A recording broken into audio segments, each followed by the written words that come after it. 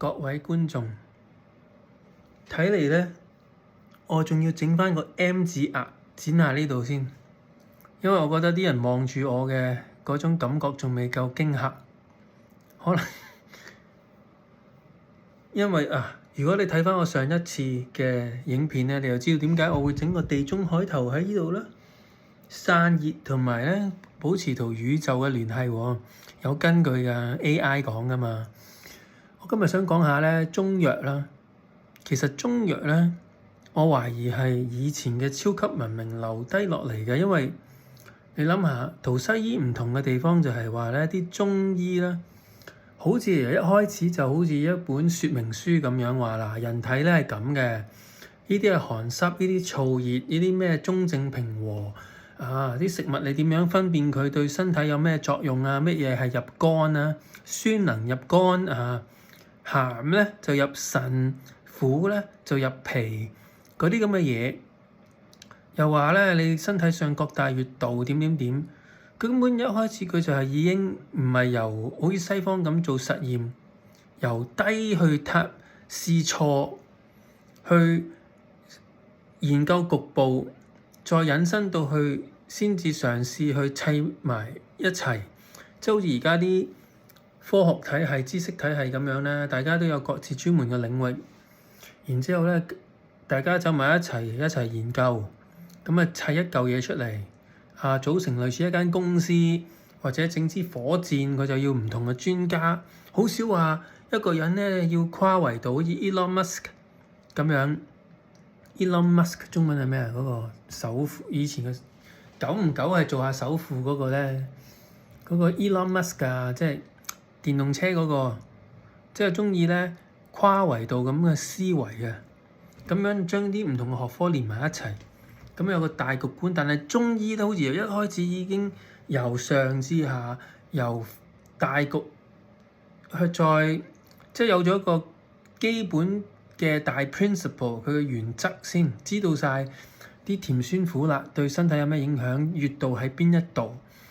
同埋人嘅佢個真正壽命原本應該可以幾多，真正可以釋放到嘅能力有幾多，就同我哋即係同依家西方嗰啲係完全唔同啦。即係《黃帝內經》咧，其實有講到，你知唔知啊？當你嘅氣血成日都講氣血定神呢啲咁樣，聽到慣嘅，即係平時好似啲川貝枇杷膏嗰啲廣告咁樣啦，聽到麻木晒，完全冇感覺。咩位元堂養陰丸，好似太陽咁溫暖。咁咧聽得麻木咗，就低估咗佢嗰個真正想講嘅 message。例如《黃帝內經》佢講到話，你點樣成為聖人呢？真人啦，即係修真嘅真啊，真實嘅真啊。點樣壽命過100，去到300，去到更高，以及呢一啲直情係好似佛家所講嘅神通咁樣。當話你嘅氣血提升到某個地步咧，你就能夠見到好遠嘅地方，聽到好遠嘅，即係千里眼順風耳咁。我會將咧一啲中醫嘅經典裡面嘅一啲嘅句子咧，陣間喺下面列出嚟喺留言度，等你去睇下。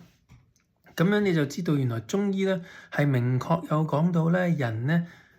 透過即係了解中醫嘅知識透過佢嘅你嘅飲食同埋你嘅生活咧、心境咧去調節，仲可以加埋咧大家都好鍾意想留意嘅房中術，點樣將你嘅氣血提升到咁。而家現代嘅科學都發現咗人體咧好多奧秘，例如人咧好似一個電池咁樣啦，人能夠睇到啲特別嘅光人咧係可以遙距超視，可以即係嗰啲叫做remote viewing，即係好似類似天眼通咁嘅嘢啦仲有好多奧秘，例如安慰劑效應。當你相信一啲嘢嘅時候咧，有啲所謂嘅絕症咧消失咗都唔出奇，都有太多呢啲咁嘅例子，亦都有你都應該會識得唔少人啦，會聽到呢啲好多神奇嘅經歷咩？除咗絕症醫好之外，有啲人咧有陰陽眼啊、見鬼啊，有啲算命又算得好準啊，即係證明呢個世界好多嘢都係同中醫所講嘅好似，中醫都有講鬼嘅喎，即係用針灸嚟到趕鬼。其實唔單止係咁嘅，你食牛肉咧，有啲人嚟講都可以趕鬼嘅，因為鬼咧其實未必因為全部都係嗰啲人死後變成嗰啲，而係一啲嘅意識，佢可能係好弱嘅啫。其實佢能夠附喺人嘅身上，因為嗰個人可能其中一個原因就係嗰個人個身體已經弱啊，身體弱嘅人，所以話時運低人會見鬼咁樣，所以透過針灸，透過咧固本培元，增加你嘅體力，佢就會自動消失，因為你身體嘅能力強咗，能量強，佢冇辦法再依附啊喺你身上。中醫亦都有講所謂有衛氣，即係護衛個衛啊。譬如話你要保持清潔沖涼啊，你個衛氣夠強啊，咁樣你就冬天咧就轉涼嘅時候唔會咁容易傷風。呢啲衛氣同埋氣血，所謂氣血就好似生物電流咁樣咧。嗱，啲科學家講咧，人咧嘅血液循環唔係淨係心臟泵你嘅，仲要係你啲血管咧嗰啲咩電啊，嗰啲力係出自淨係有個電，即係同個中醫講個氣血啊運行咧係好一致嘅。係啦，咁樣啦，所以話中醫咧，佢當你有咗呢個氣血強大到一個地步咧，你會開發特異功能。所謂嘅縮地成寸咧，即係嗰啲佛家所講嘅神足通。中醫咧就唔係佛家嘅，但係咧佢再繼續進深落去就去到修道啦，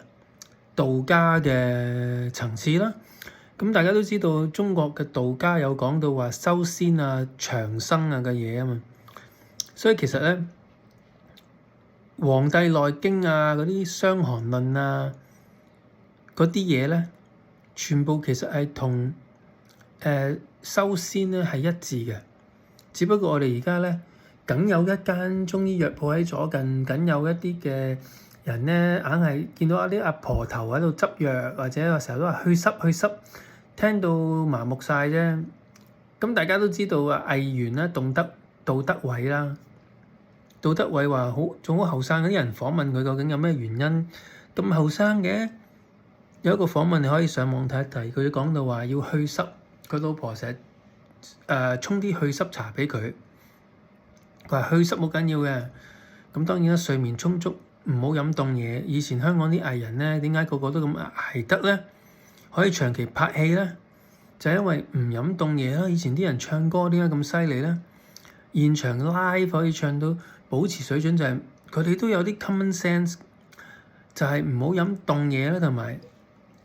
佢哋都中意飲去濕嘅嘢啊。煲湯水啊，劉德華啦，大家都知道佢係幾廿年嚟都咁勤力。訪問都有講到，因為佢咧老婆咧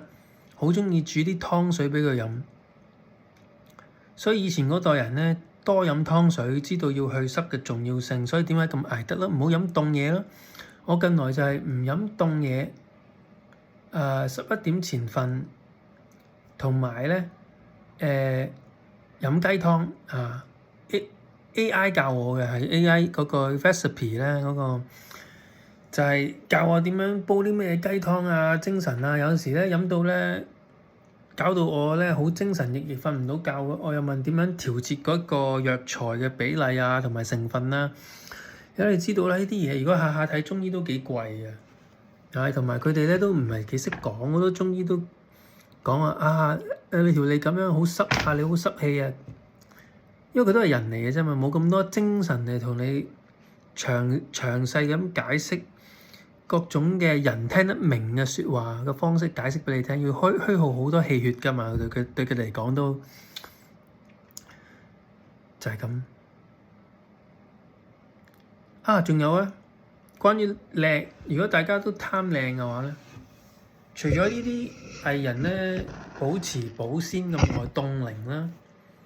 呢啲咁實際嘅需要啦，中醫仲可以係啦。仲有更加犀利嘅嘢嗰啲高山嘅人咧，嗰啲叫做嗰啲黑膠樹枝，即係有個高山上嗰啲人咧，喺冰山度住，佢哋有啲冰山村嗰啲冰川魚，冰川啦，大家知咩冰川？魚翼嘅魚，佢哋可以用嚟飲，就延年益壽啊！到100歲都仲生到仔。男人啊，女人都可以保持到青春啊，40幾歲都好精神咁樣啊。男人咧就顯著啲。咁其實我相信呢個世界就算有長生嘅人咧，都唔會俾大家睇到嘅。嗰啲可能會隨時俾人啲咩黑色嗰啲冇國際旗嗰啲冇編制講明佢哋係邊個國家邊個勢力嗰啲部隊會出現獵殺佢哋嘅。相信呢樣嘢唔係空穴來風，唔係亂講嘅。咁呢啲牽涉到更加誇張嘅話題咧，遲啲先講啦，因為呢啲嘢要講證據㗎嘛。到時我再將個完整嘅邏輯同埋所謂嘅證據同大家講下。咁香港咧，你都知道香港人咧個樣咧，其實咧好似啲南方人啊，個樣咧硬係個鼻係扁啊，眼係細啊，佢個面圓啊。我近來睇到解釋喎，知唔知點解我哋咁南方人比較矮瘦咧？原來就係因為潮濕嘅天氣，再加上啲苦茶文化。當時嗱，你呢啲咁寒濕濕熱嘅地方，好多時候就要飲埋啲涼茶嚟到去濕。再加上嗰啲食粥嘅文化，食粥啊唔咬，咁變咗個教咧就冇咁硬啦。我已經算係南方人之中比較特別㗎啦，個鼻都算係比較高㗎啦。turn out 就係咧，原來我哋廣東話嘅 language 亦都會令到個共鳴咧好高啦，會影響我哋肌肉嘅分佈啦。我哋嘅南方人咧飲涼茶啊，飲食嘅習慣，再加上勞動啊以及潮濕嘅環境咧，加埋會導致到個樣係好受影響，我哋嘅外觀好受影響。苦茶咧係會將以前嗰啲咧中國逃離香港嗰啲咧，走難嚟香港嗰啲，原本係少爺啊小姐嚟㗎嘛，嗰啲一嚟到之後就變咗阿禪，變咗街邊嗰啲阿叔。點解會咁咧？其中一樣嘢就係因為我哋嘅苦茶文化，飲得涼茶多。以前嘅嗰啲生活方式會將一個即係大家閨秀靚女大小姐進一步咧變得扁平啦，變得咧普通啦，變得咧情緒穩定捱得啦，變成好者。呢個我近來研究嘅有啲隱世知識所以唔係話中藥唔好雖然佢能夠改變一個人嘅外觀大佬幾犀利。但係咧，你睇下飲乜嘢嘅啫。譬如話你飲人參啊、玫瑰茶啊、薄荷茶啊，佢就會有相反嘅作用。五味子咧就會令到一個女人嘅身材變得扁平。你諗下，好犀利。呢啲嘢如果你哋有興趣嘅，就留言問下啦，我再俾多啲資料你哋睇下。咁講翻點解中醫咧講我哋咧增加氣血到一個地步咧，就會好厲害啊，有神通啦，有特異功能啦。咁就咁啦，就係咁啦。係啦，大家信唔信咧？因為我哋以前嘅中醫嘅經典著作，全部都好多都有講嘅。如果你相信佢民間嗰啲咩保濟丸啊、白鳳丸啊嗰啲配方去濕茶相信呢啲嘢嘅時候，相信啲人參雞湯嘅時候，你冇可能只係相信呢啲，但係唔相信誇張嗰啲。以前咧清朝有個叫李青雲嘅，都官方認證活咗200幾年。嗰個李青雲清朝嘅一個長壽嘅人瑞大家可以 Google 到攞到，佢就係一個中醫師嚟嘅，係啦。而且咧你有冇聽過咧？好多特異功能人士咧